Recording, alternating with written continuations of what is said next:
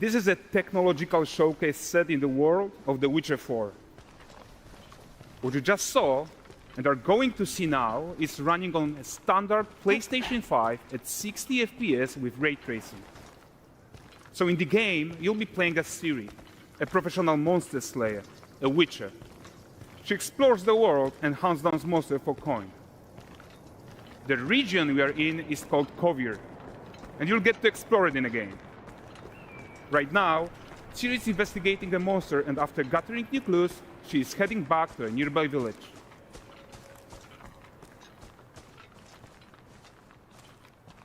All right, everyone, meet Kelpie. Let weeds be weeds, Kelpie. So just like Geralt and Roach, Ciri has her own loyal companion. We return to town.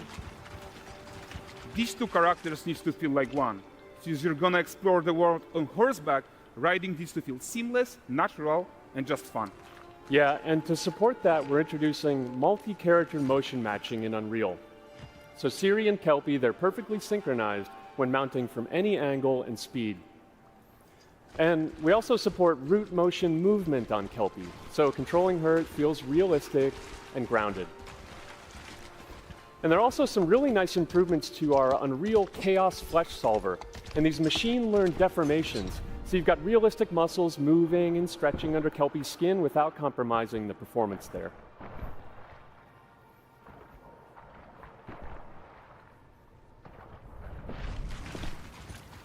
So let's leave Ciri behind for a second and talk about the world itself. So much of the Witcher world is natural, organic, especially Kovir with its dense forest and wild nature. Yeah, and wild nature is hard. And with nanite geometry, we've freed artists from so many of their old constraints. But we don't want to rest until everything we do in Unreal has that same spirit of freedom. There's always more work to do.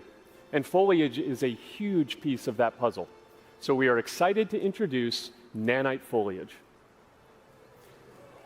And in order to achieve gorgeous foliage density everywhere, while still being memory efficient, fast to render, we believe that a new idea was needed. So instead of the same card approach we've been using for the past 20 years, artists should be free to take a nanite approach to foliage, modeling every single leaf and pine needle. And the old LOD tricks of the past, they needed a complete rethink. And in their place, it's a new adaptive voxel representation in nanite. It's volumetric, it's fully 3D, it is super fast to render. And these dense clusters of triangles turn into these cubes, which at a distance, they're no larger than a pixel, and they react to the changing light of our dynamic sun and our shadows, and they allow artists to render whatever amount of foliage is needed to achieve their vision without compromise. And no compromise means how ambitious we are when it comes to bringing our vision to life with incredible visuals. But more than that, together with Epic, we created faster way to load the world. We can now bring in more content more quickly for the smoothest possible experience as we fly down to catch up with Ciri.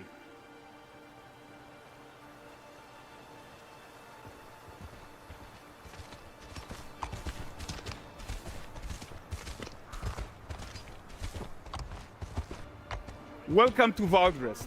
So Valdrest is a port town, a hub for fishing, trade, and mining.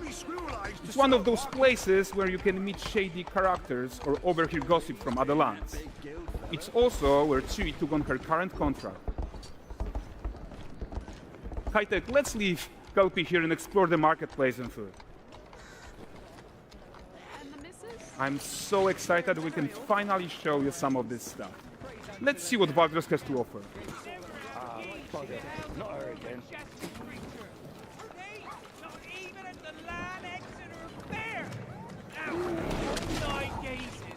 Present him with a fish.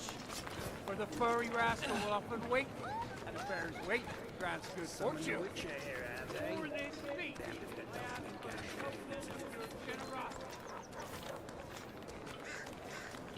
Pardon.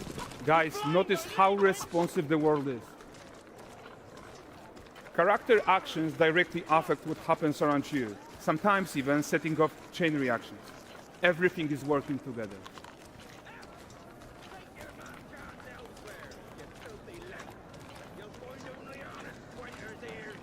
Oh, look at this poor gentleman being taught how to fly by an angry innkeeper. That's what happens when you cheat at Gwent. Last of it, is it?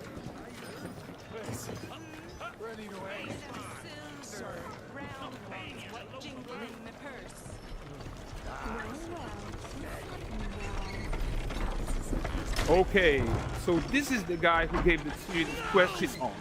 Like you probably suspect, he has his own agenda in all of this. You off your tits again, Wilfred? Get your ass up.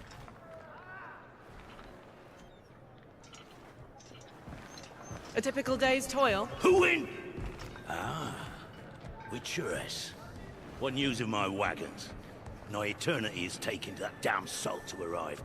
I found them. And, well, suffice to say, they'll not reach you. As for the salt, I found not one speck. I presume this comes as no surprise to you. Now. Kavir's smuggling trade is of no concern to me. Shush, shush, shush. The manticore that flattened your cart and devoured your men? Quite the opposite. Manticore? No, them winged hellspawn dwell in the arse end of Creighton.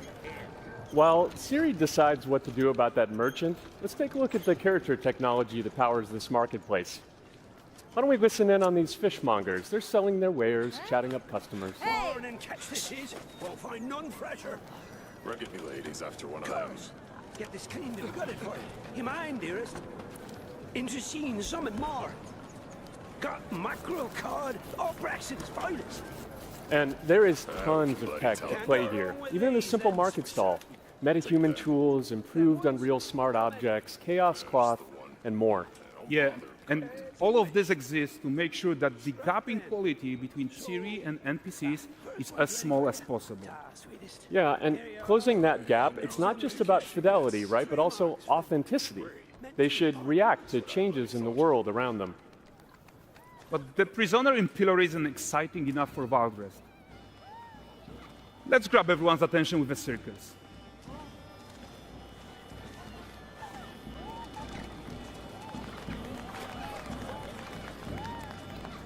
But the great performance deserves a huge crowd though.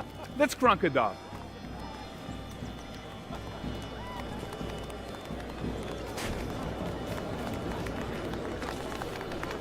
So you are seeing tons of optimizations here to many of Unreal systems, including an entirely new Unreal animation framework, allowing us to fit easily in our 60 FPS budget, not just in rendering, but also with room to spare on the game thread.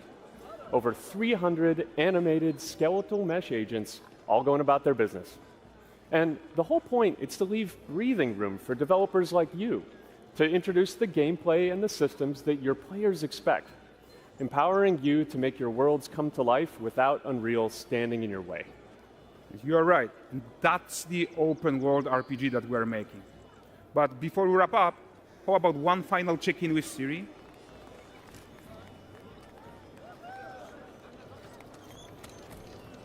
We are making this game to be the most immersive and ambitious open world Witcher game ever. And we are making this a reality thanks to our work on Unreal with the team at Epic.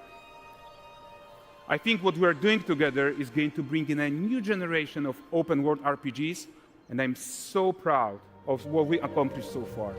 We are too.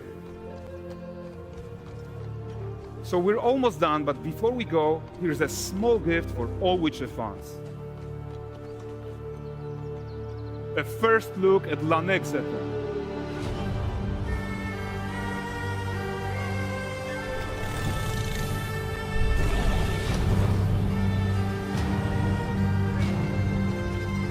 Onward, Kelpie. We've worked.